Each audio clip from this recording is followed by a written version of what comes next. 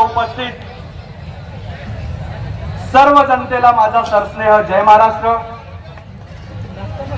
व्यासपीठावर ज्यांच्या प्रचारार्थ आपण इथे सगळेजण एवढ्या मोठ्या संख्येने उपस्थित आहात ते आपल्या सर्वांचे लाडके नेते आमशा दादा, भाजपचे महामंत्री आदरणीय विजू काका, दडगावचं धान्यावाग आपलं नेतृत्व तिथं गाजवणारे आदरणीय विजूदादा पराडके, आमचे निरीक्षक सन्माननीय राजेश दादा पाटील व ढोंसे साहेब,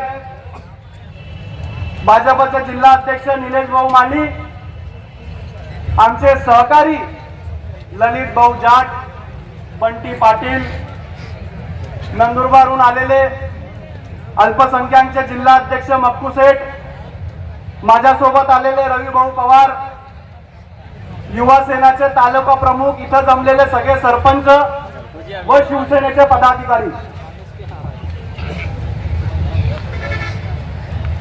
आज आपण सगळेजण आपले लाडके नेते आदरणीय एकनाथ शिंदे साहेब यांचे चिरंजीव खासदार श्रीकांत शिंदे साहेबांच्या सभेला इथं उपस्थित आहोत। एवढ्या मोठ्या संख्येने आदिवासी बहुल जिल्ह्यामध्ये शिवसेनेचा कार्यकर्ता उपस्थित आहे व शिवसेनेसाठी लढत आहे या आजच्या या सभेमध्ये आपल्या सर्वांनी दाखवून दिलेला आहे।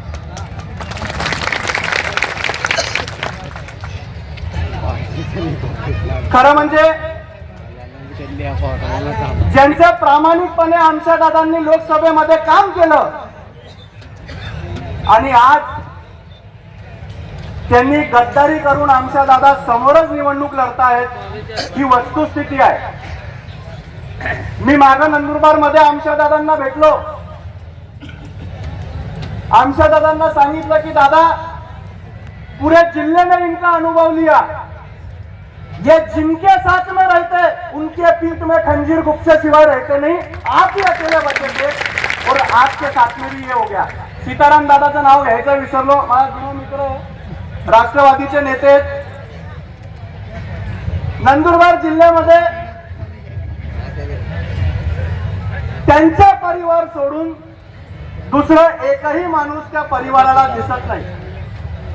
चारही विधानसभा बघा, एकाच परिवाराचे चार माणसं उभे आहेत। नंदुरबार मध्ये विजयकुमार गावित साहेब आहेत, ते अधिकृत उमेदवार आहेत भाजपचे महायुतीचे, इथं मात्र मुलगी अपक्ष उमेदवारी करते, चिन्ह शेगडी है, सरकार चूल्हा जलाने सकते तुम्हारा तो भूल ही जाओ, कभी नहीं जलने का।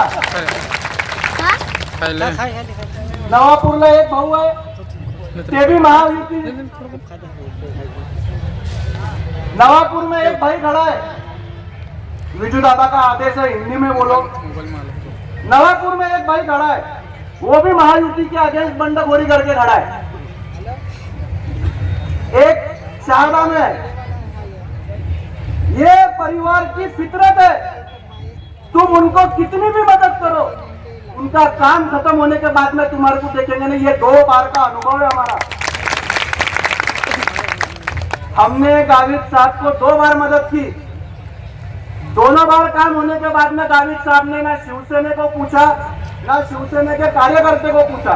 एक बार हम कांग्रेस में थे, एक बार हम शिवसेना में थे। लोकसभा के चुनाव के टाइम पे हमारा बोलना यही था कि जब तक तुम शिवसेना के आदमी को लेकर चलोगे नहीं तब तक शिवसेना तुम्हारा काम करेंगे नहीं। तुमने सिर्फ शिवसेना के आदमी का तुम्हारे इलेक्शन पुरता वापर करके लिया और जब काम देने की बारी आई उसके गट में, उसकी ग्राम पंचायत में, उसके गण में जब वह आदमी तुम्हारे पास में आया तो तुमने वह आदमी को पानी भी नहीं पिलाया। वही परिस्थिति यहां हुई। यहां वो भी पहले आमशा दादा को बोलने के कि आपके लिए टिकट मांगेंगे। मैंने एक दिन ललित को बात करते करते बोला कि देखना, ध्यान देना, वो आमशा दादा का टिकट मांगते मांगते खुद कब खड़े हो जाएंगे यही समझेंगे नहीं। और वैसी परिस्थिति आज अक्कल कुआं में अख्खे जिले का भ्रष्टाचार वो परिवार ने किया और आज वही भ्रष्टाचार के पैसों पे पूरे जिले में उनका परिवार खड़ा है। क्यों आदिवासी समाज में दूसरा कोई नेता नहीं? कोई ऐसा आदमी नहीं है जो आदिवासी समाज का नेतृत्व कर सकता। पूरे समाज का ठेका का एक परिवार ने लेकर रखा है। नंदुरबार में भी 10 गट है जिला परिषद के। 10 गट में से 5 गट में इनके परिवार के लोग खड़े चुन के आए। महायुति विरोधात बंडखोरी है काका त्यांची। एक ही परिवार के आदमियों को सब चाहिए। हर चीज में मी आणि माझा परिवार याच्याशिवाय त्यांना काही दिसत नाही। मी आज हिनाताईचे लोकमत मध्ये स्टेटमेंट आलेलं आहे की सातपुड्याला विकासाच्या मुख्य प्रवाहात आणणार। पहिले तुम्ही जिथे निवडून आले त्यांना मुख्य प्रवाहामध्ये आणा। सातपुड्याची काळजी करायला आमचा दादा आहे आणि सक्षम आहे एकदम। तुमची गरज इथं नाही।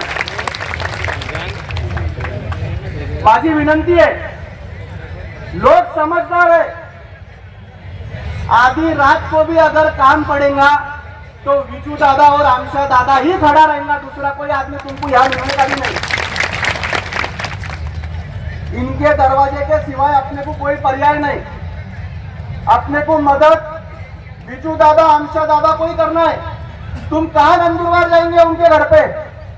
कहाँ खासदार के घर पे, माजी खासदार के घर पे जाएंगे मदद मांगने? वो तो सादा पानी भी पिलाते नहीं जो आज घर पे खड़ा है उनको। इनकी सबकी नीति नियत सिर्फ भ्रष्टाचार के ऊपर टिकी है। एक भी ऐसा आदमी नहीं होगा जिसके खिलाफ जिससे इन्होंने बिना पैसे का काम किया होगा। आज या राज्याच्या मुख्यमंत्र्याने अनेक कल्याणकारी योजना या महाराष्ट्रामध्ये आणल्या। 7.5 हॉर्स पावर का वीज बिल किसान को माफ है। 7.5 हॉर्स पावर की अगर मोटर लगाएंगे तो उसका लाइट बिल आपको भरना नहीं है। लाड़की बहन योजना के सभी लाभार्थियों को 1500 रुपए महीना है और 2100 रुपए महीना करने का वादा हमारे मुख्यमंत्री साहब ने किया है। एकनाथ शिंदे साहेब जे बोलतात ते 100% करतात। बघा, सामान्य माणूस, रिक्षा चालवणारा माणूस आज महाराष्ट्राचा मुख्यमंत्री आहे। त्याला दैनंदिन माणसाच्या जीवनामध्ये येणाऱ्या अडचणीची कळकळ आहे। उनको मालूम है कि महाराष्ट्र की जनता किस हाल से गुजर रही है और उनको क्या चाहिए।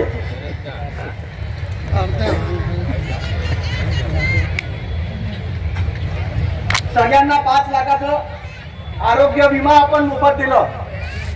कोणी केलं? शिवसेनेने केलं, महायुतीच्या सरकारने केलं। या लाडक्या मुख्यमंत्री आदरणीय एकनाथ शिंदे साहेब व उपमुख्यमंत्री देवेंद्रजी फडणवीस आणि अजित पवार साहेबांच्या नेतृत्वामध्ये हे सगळे निर्णय झाले। हे सगळे निर्णय असताना, एवढ्या सगळ्या सुविधा आपल्यापर्यंत पोहोचत असताना जरी आपण दुसरीकडे वळत असाल तर हे चालणार नाही। आपली ताकद आज आपण निर्माण केली आहे। विजू दादा, आमशा दादा, आमची माणसं, शिवसेनेची माणसं, भाजपची माणसं इथं काम करते आणि बंडखोरी या महायुतीमध्ये कधीही सहन केली जात नाही। मी आताच विजू काकांना सांगत होतो की निलंबन करण्याच्या पहिले त्यांना राजीनामा देऊन टाकला। हे खोटं आश्वासन देत होते साहेब। पाटील साहेब, मी तुम्हाला बोललो की तुम्हाला किती बी वाटत असेल की हे फॉर्म मागे घेणार, आम्हाला अनुभव आहे। 30 वर्षापासून सगळी जनता यांना ओळखते, हे कधी मागे घेणार नाही आणि हे सातत्याने हेच करत आले। शिरपूरला बी हेच केलं। अमरीशभाई सोबत मागच्या निवडणुकीमध्ये होते। निवडणूक संपली की अमरीशभाईला विचारलं सुद्धा नाही। आमच्या दादा लोकसभेला होते। आज परिस्थिती पाहून घ्या, आमच्या दादाच्या विरोधात निवडणूक लढताय। का लढताय? काय गरज आहे?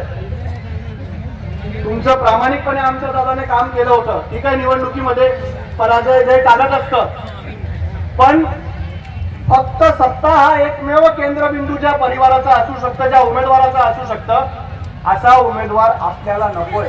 तुम्ही विकासाचा दृष्टिकोन घ्या आणि मग उमेदवारी मागा।